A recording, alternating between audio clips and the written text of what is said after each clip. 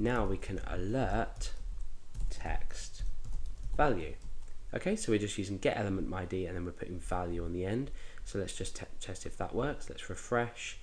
We'll type in test, click submit, and it's not working. So let's go back and see what we might be doing wrong.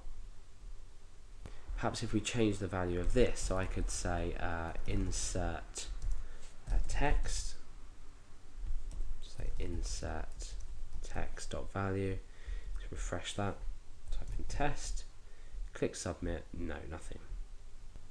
Okay, let's try var, and let's try and refresh, test, submit, no. Oh, I think I can see the problem. We need to change this to ID as opposed to name because we're getting element by ID. So let's change this back to text just to keep things simple. We can also change that back to text there, and we can remove that. We don't need to declare it as a variable. So let's try and refresh and see if this works. Hopefully it does, then we can proceed with our code. No, it hasn't. So let's just go back to how we were. So ID insert text and insert text. Okay, so let's come and refresh, test, no. Okay, well I can see the problem. I need document.getElement by ID, obviously. So now this is fixed. Let's go and preview this in our browser. So I'm going to type test in here, click on submit, and nothing's working. This is annoying. Insert text. Let's change this back to name because I think that might be the problem now. Let's refresh. Test. No.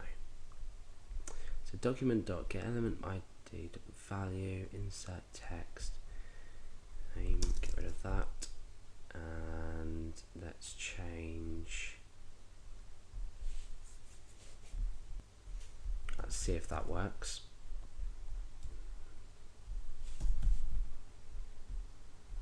Nope. Okay, so maybe this to ID. Let's refresh, and A or W or something. Okay, so right, I wish I was better at JavaScript, but I'm really not, so please forgive me for that. Okay, so there's probably lots of you screaming at the screen at that point, telling me what I was doing wrong. So now we've tested our value. We know how to get our value. Eventually, we've got this element by ID insert text. I'm actually going to change this back to text now because I'm going to keep things simple for the purposes of the tutorial. So again, whatever we type in here, we just display to the screen in the text box. For now, that's just for testing purposes. So let's get rid of that. After all that hard work, let's get rid of it. Okay, so now let's go into creating our Ajax itself. So the first thing we want to do